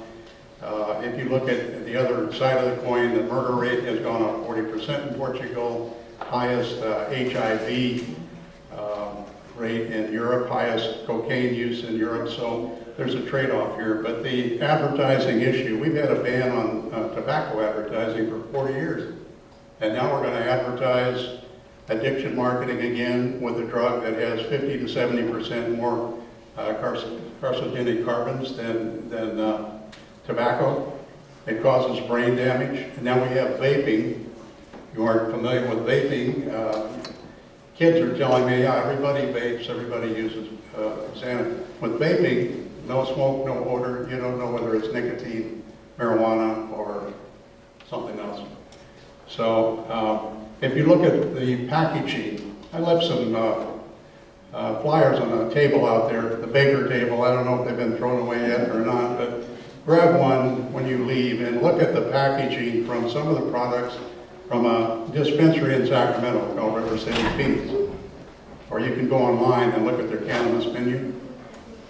They've got Heavenly Brownies package, for example, with 272 milligrams of THC. That is 27 times more than the legal limit for Marinol, which is the legal form of THC that's been around since 1985. And what it says on the package is, this is 16 servings.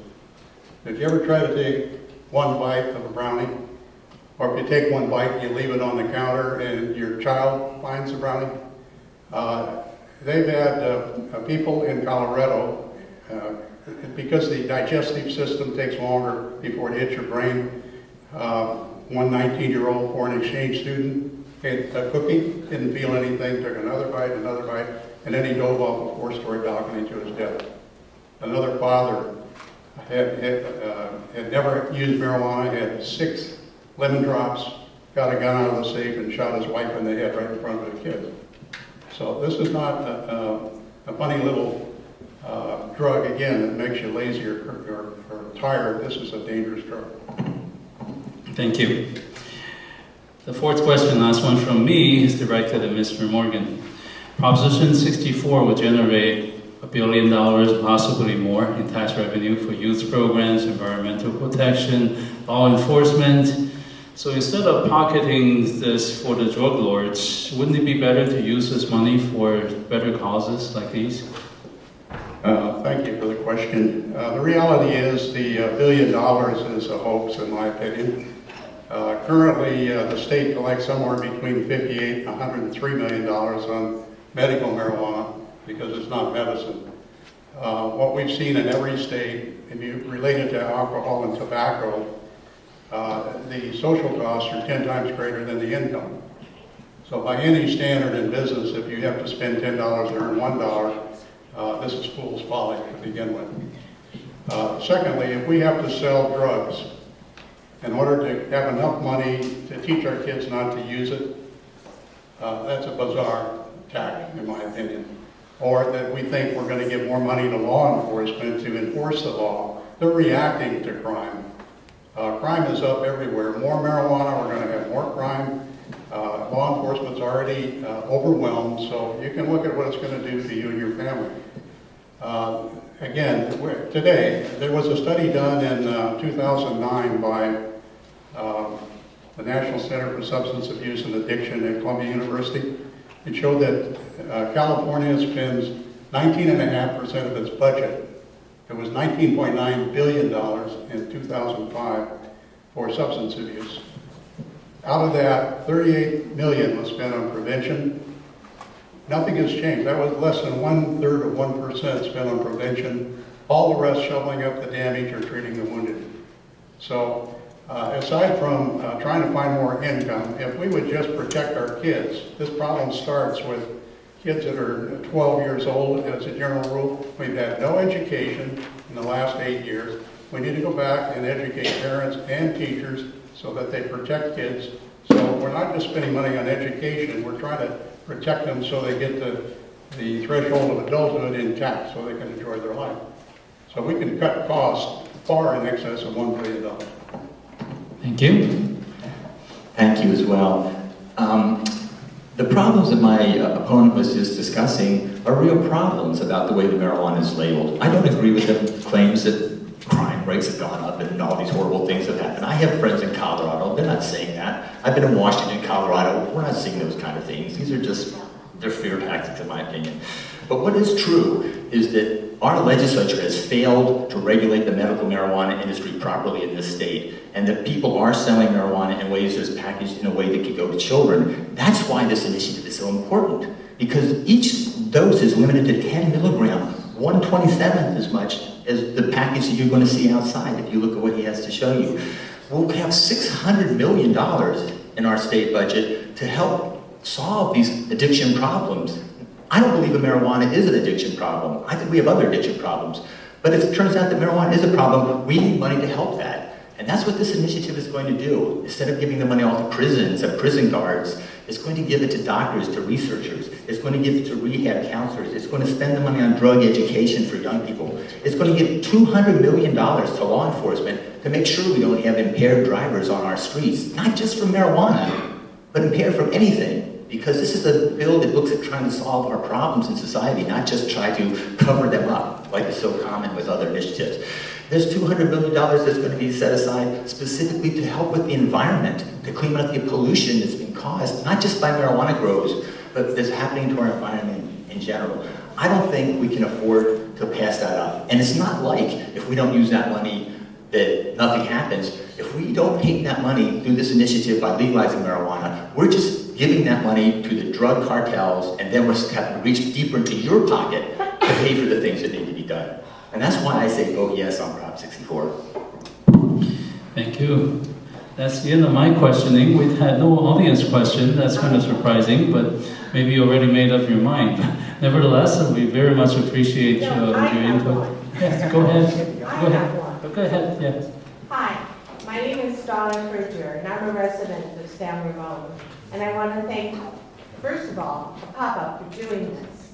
I was in for the earlier debate, and I stayed because I wanted to learn more.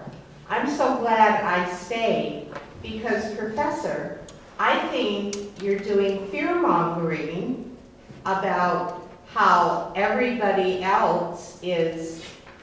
Let's take the police. Let's take local police versus the CHP. They have two very different concerns. Local police are there for health and safety of their community. I'm not dissuading the fact that the CHP isn't doing the same thing, but they are not, on a day-to-day basis, taking care of a community that might have a problem with users of marijuana. Do you have a question, or? And I think Mr. Morgan gave us some very good examples of what can happen. I would like to know from the professor, are you saying that the issues and the concerns that Mr. Morgan presented are invalid? I'm saying that they're grossly exaggerated. That the fact of the matter is that when you legalize marijuana, very little changes, except it's not glamorous. It doesn't have the forbidden effect that lures children to use it. Instead, it's treated as something that adults use, and they use in a responsible manner, that it's regulated in the stores, and people know what they're getting, they know the quality, that like any other business in California, the marijuana business will once again contribute to the community coffers to help all Californians. And that's not fear-mongering. That's just a simple statement of the way reality is. Mr. Morgan? I don't think I misstated anything, but I would encourage you to do your own research. I've left some of these brochures out there. They've got some websites on the back. In fact, one website that I'm controlling is called Stop Hot 2016, and it has a translation so you can get that in Chinese as well, I think. Which dialect, I'm not sure. There's another brochure, Battle for the Brain. I would encourage you to read this. I would tell you about the black market also. The black market doesn't go away. Okay? In Colorado, 40% of the sales are still from the black market. They really like it. They don't pay taxes, number one. Okay, so they have a price advantage. Secondly, most people that smoke pot, maybe I'm exaggerating, don't really know what they're getting. If you're getting a packaged product today, they did a survey in Washington, Oregon, and California. 72 out of 100 of the packages were mislabeled. So, again, you don't really know, particularly in an edible, and the edibles are very dangerous. I don't know how you'd ever put them in the store and regulate it. I think it's impossible. Thank you. So, closing statements. Go ahead. I think he started first, so go ahead. Or I started. you started it. Yeah. Go ahead. 3 minutes closing statement, please. All right, well, thank you for the opportunity to talk to you about this. Please remember, we have a chart. It explains what the initiative does, and it shows what happens to the changes in the laws here in California. I think it's very important that we remember that the legislature made these laws 40 years ago, and they have done almost nothing to solve the problems that they created by writing a bad law back then. It's only the voters who came forward and protected the patients from to have access to medical marijuana. And today, it's time for the voters to step forward again to protect our young people and to protect people who use marijuana and to protect our streets and to protect our environment. And the way to do that is to vote yes on Prop 64. I'm not saying that none of the problems that my opponent described exist. I'm saying most of them don't exist. And that the answer is not to continue to make straw men and attack them. Marijuana doesn't cause a kind of addiction. In fact, he even said 9% of marijuana users start to have addictive behavior.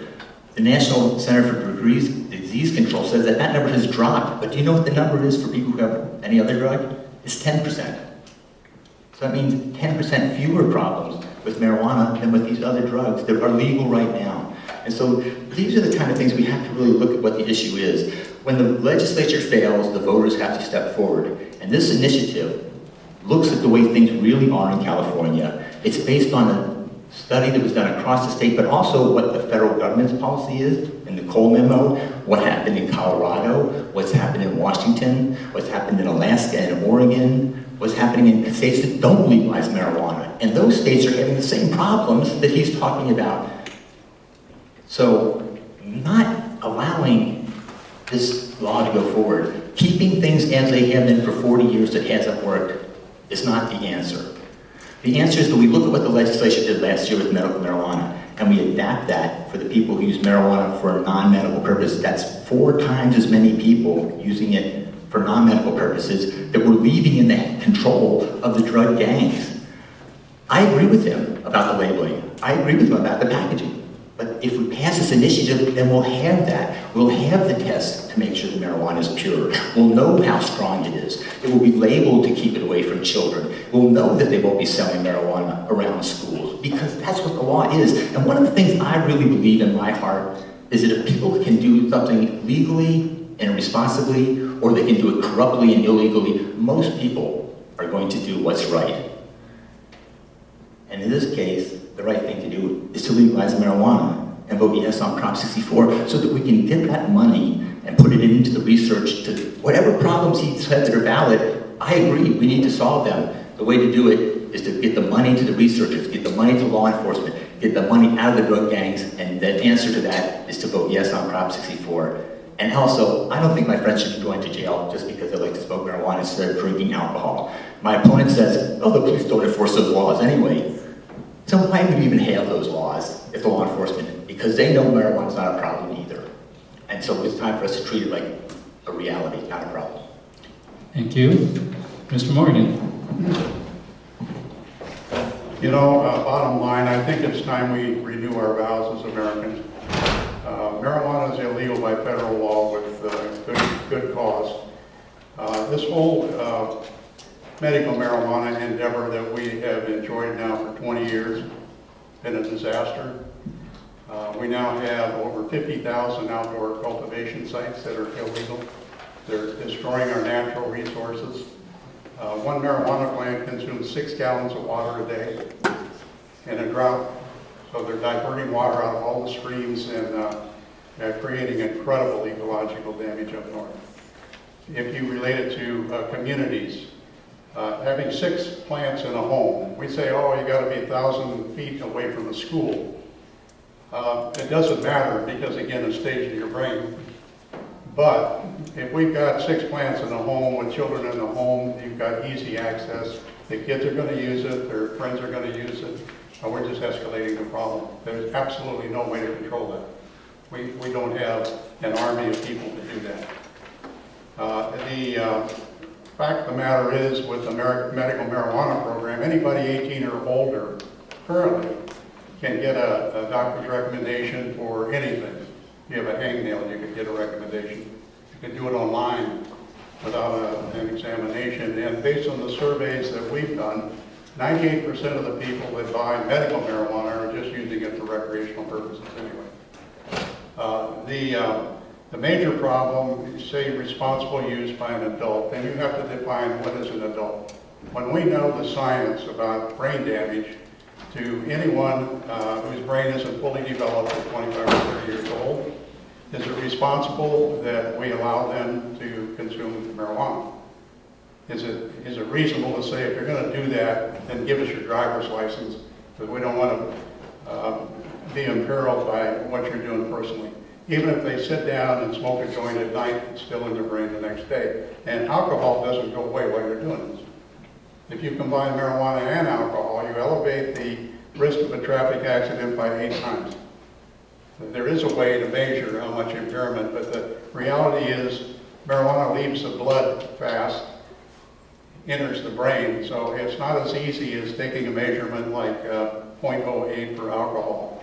But at the end of the day, what it means to us as a state and a nation is that we will have more mental illness, we'll have more addiction, and we'll have more homelessness, which is a major problem all over the United States, but certainly in California.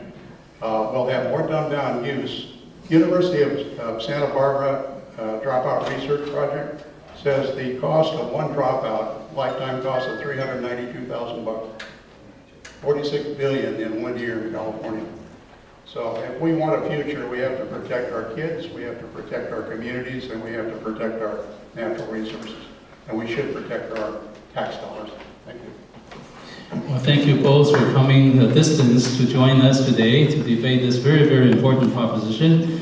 And hopefully we've gained some insight into these points of view that we can vote better and more knowledgeable. Thank you so much, and please stay for Prop 58 next.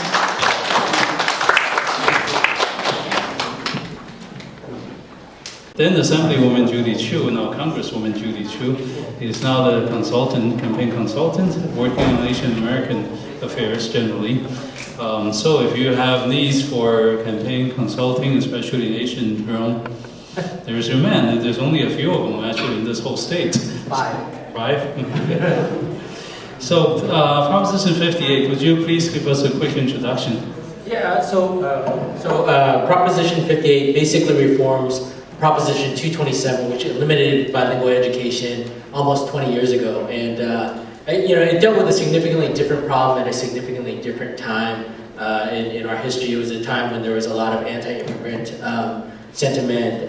There was also a lot of anger at foreign languages and differences. So, and different people had difficulty getting instructions and learning language, because California has one of the most diverse student bodies in the United States, and trying to educate them both on English reading and writing as well as on math and science has become difficult. So with the changing amount of global economy that we have, basically Proposition 58 reforms 227 to give, and this is the main point, parents more choice in how their kids are educated in the school system with regard to foreign language. So it gives them the ability to overcome currently what the ban on is the immersion programs and bilingual education programs. So it allows localities to regain control to kind of design and have their local schools determine what's the best way to educate their children. There are numerous studies out there that basically show the value of using a variety of different types of education, either immersion or bilingual, in order to help students learn faster. And this is what this initiative does.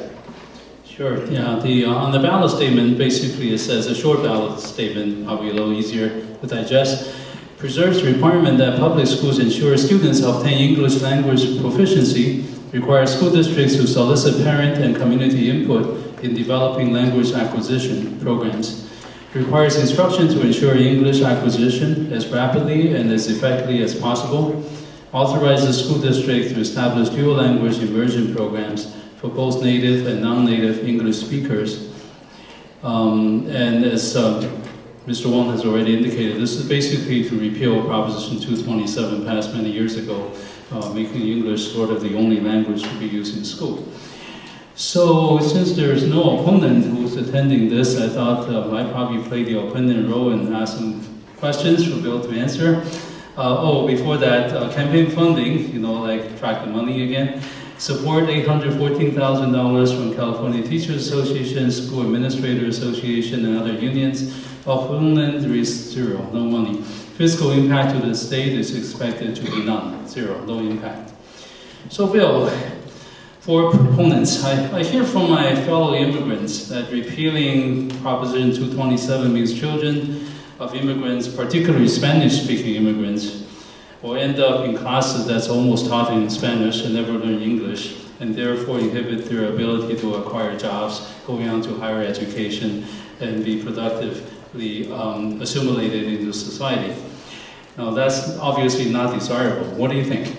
I think there's pluses and minuses, and the author of the original bill that put this on the ballot, Ricardo Lara, has the best example is that he actually went into English immersion and performed quite well. His brother, on the other hand, was English immersion and had a very difficult time. So what we're trying to get away from this is, one is that I reemphasize that this ballot initiative does not change the requirement that that students learn English as fast as possible. That remains as a key component of 227 that this ballot initiative does not change. But what we are saying is that one size does not fit all. Everybody has a different way of learning language and then learning math and other skills. So this gives the locality the ability to design the types of education programs that allows their students to perform the best. I mean, I think that one of the things that I said, as much as it's important to learn English quickly, I think that the back end of it is that, for example, my parents, when I was going through school, actually intentionally stopped speaking Chinese to me, and as a result of it, I lost the language. And in addition to losing the language, you lose a significant amount of cultural understanding along with it. So, I think that the philosophy that, trying to get everybody to assimilate and to learn English, I think, particularly in our global economy, it makes you less sensitive to diversity, it makes you less tolerant of different perspectives, and it also makes you less prepared to compete globally. Thank you so much. Another question the opponents have raised is they felt the most dangerous part of this proposition is the removal of the restriction on legislature to change bilingual education. And that it gives the legislator a free hand later on to just make all Spanish, all Chinese, all Korean, all Japanese classes, and without any voter approval. What do you say to that? I thought about that, and I thought it was ironic because Assemblywoman Baker was criticizing another ballot initiative because it had language in there that would only allow it to be changed by another ballot initiative instead of the legislature. So you kind of have to kind of weigh the processes. In order to get a ballot initiative on the ballot, you almost have to raise $1 million in order to get the correct number of signatures in order to qualify, and then you actually have to run a campaign. And unlike smaller states in California, it's almost impossible for any parent organized organization that wants to fix this, if there were problems, to be able to get it onto the ballot and to actually be able to convince enough people to vote for it. So I think that when they say stuff like that, I think it's actually quite difficult to fix problems once you initiated them on the ballot, and it's very, very costly.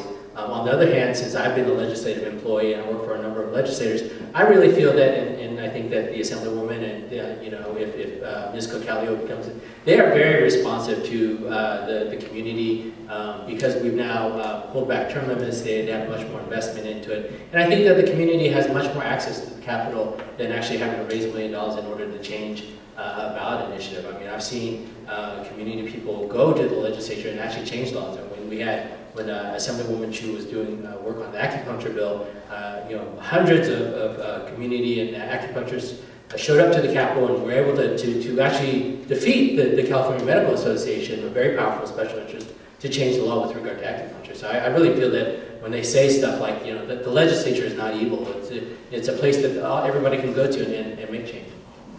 Thank you.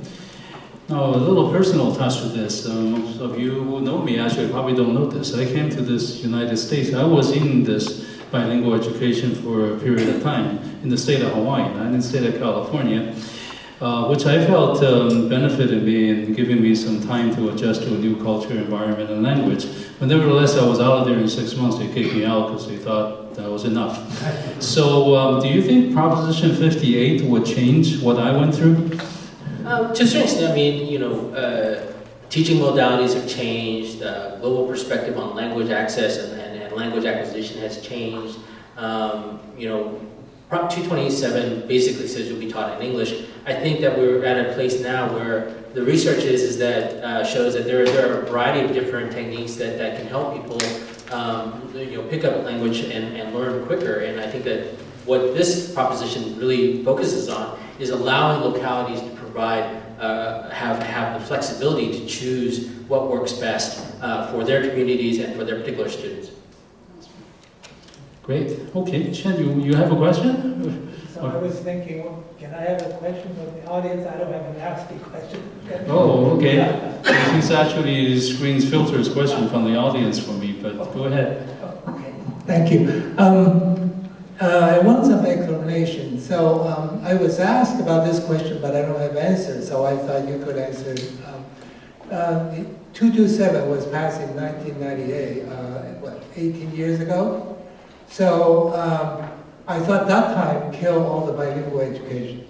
But now, current day, many people say so, and I believe so, in Santa Clara County and San Mateo County, I don't know, here in Contra Costa County. There are bilingual education, immersion school going on in public schools. Mm-hmm. So what does this 58 do? I mean, it's kind of already existing. How come? Yeah, it is, and you can get an immersion program, but you have to organize a group of parents in order to get enough waivers in that particular school in order to allow for an immersion program to exist. So I mean, what this does is it repeals the red tape, and actually I have the numbers on that. We currently have 10,393 schools that offer, and only 312 of those offer bilingual programs. So out of almost 11,000 schools, only 312, and it requires a lot of effort by the parents. And parents, our perspective is that parents have to go to work, they have to do a lot of things. If they have to organize a little campaign in your school just to get enough waivers in order to allow for immersion programs, we think that that's an imposition. So those are legal under 227? Yes, but it requires, and what 58 does is it removes the waiver process, right, where you have to organize in order to get enough waivers in order to allow for an immersion program or dual language program. I could personally attest to that. I helped start the Fremont School District Chinese Mandarin Immersion Program. It was quite a few hoops to jump through, required a pretty large, maybe 25 parents working hard on this. And also, you need to convince the school board to even start the program, even if you get the waiver. I think this proposition says as long as the parents can really want it, they must do that, right? So that probably will benefit the immersion program as well. And I have a very acute question from a student from Quail Run Elementary School here. Now bear with me, the grammar and all that is not totally fluent. Can old men and women who had good grades in their youth volunteer to teach students in small groups a little time between classes and consult students? And can students from the same country and speak the same language as the newcomer, they can help each other learn English? If they do this, does this action save money? It can improve children's English and save taxes on something else important, doesn't it? So is this allowed under Prop, or does Prop? Prop 58 doesn't really touch that. I mean, I think you run into a variety of other issues with regard to, even though some people are native speakers, their level of fluency at grade level is different. That's one thing that we face in campaigns. It's like, we send something out to a translator, and sometimes the translation comes back way too high for the reading level of the native speaker. So we we have to provide consistency with regard to the quality of education, understand whether or not the person is qualified to help facilitate that type of language. And then the other thing is that the school hours are mandated, for how many hours you actually have at school. So the problem is trying to fit in additional curricula into the typical school day. I know that a lot of families, particularly Asian families, in addition to the school day, have after school day and maybe before school day. With the K-12 education, we have like a legally mandated amount of hours, and then trying to fit all of the specific requirements for the standardized testing takes up most of that time. So adding additional time is always difficult, unless you want to extend the school day, which I'm all for, but that requires more funding, that requires a whole host of different other issues. Thank you. After school day, before school day, weekend school days.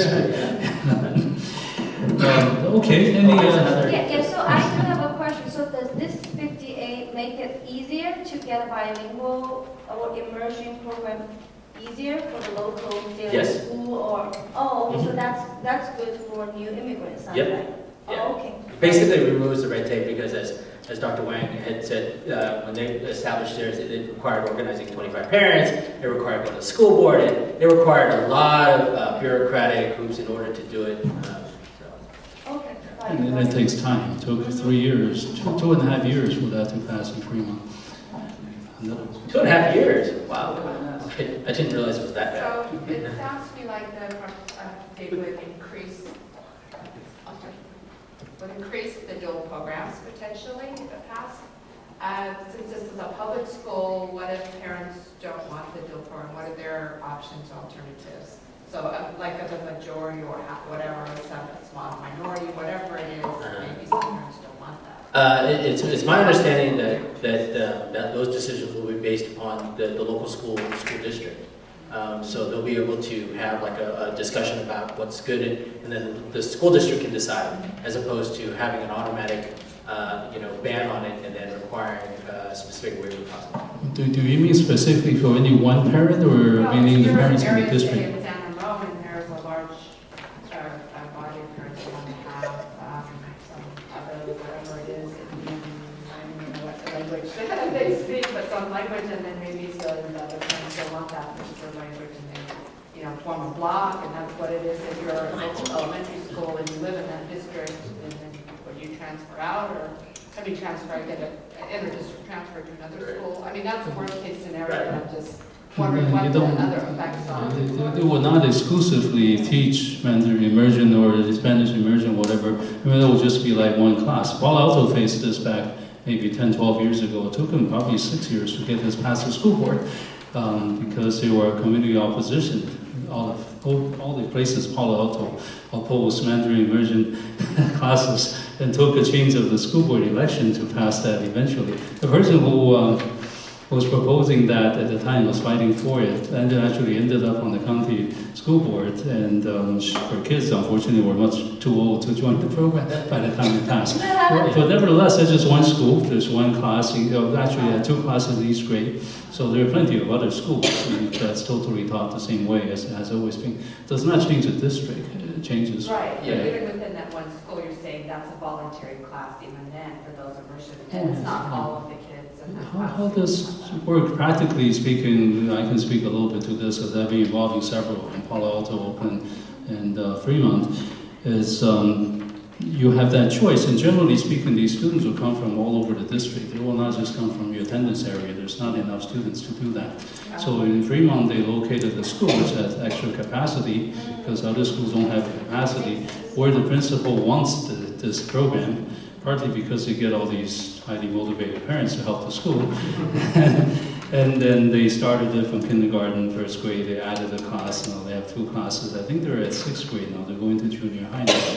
But everybody else goes to school just like they had before. There's no difference. Yeah, and I think the default is that there'll be, if enough parents, if there's enough support, there'll be English only if they want it. So this is kind of like giving more options as opposed to just one option. So any last words? I always, a couple of things. I mean, obviously, there's no opposition. I think it's cool that they sent an Asian to, APAPA to, I want to thank APAPA for actually having this because I've been doing this for 28 years, and to see Asians more involved in the political process is really kind of heartening to me because, when I worked for Judy, she was the 4th assembly member to be of Asian in the legislature, and now we have 12. And in this next cycle, we could have 19. And then it always cracks me up, I don't want to disrespect the other speaker, but when he said, we have stuff printed in different languages, and I don't know which Chinese dialect it was in, I always kind of laugh internally because it's kind of like, the written is one thing and the spoken is a whole different thing, but, if we had maybe more understanding of like cultural and language, they wouldn't say stuff like that. Or if the campaigns would hire somebody who's Asian to do their stuff, then it might be better. Thank you very much. Thanks, Bill, for coming all the way out here to support Prop 58 and bring some information to us. And hopefully everybody learned something today. Well, I have handouts if anybody wants it that's in Korean, Chinese, Vietnamese, and... Be sure to leave us some. Yes. Thank you very much. We want to go ahead with 63 because the no-show. There's no show, all right. They no-showed on us. I guess we just wrap it up. No, okay.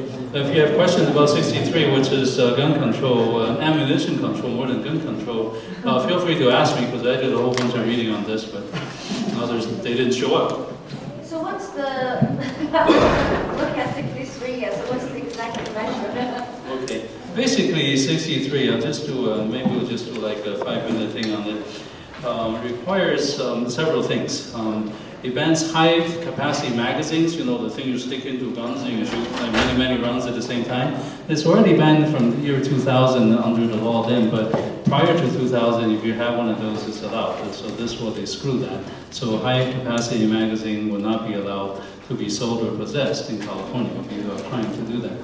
They require ammunition to be bought only by people who are screened, just like for guns. People who buy guns have to be screened for mental illness, and they get on the list and felons and stuff like that, and a background check.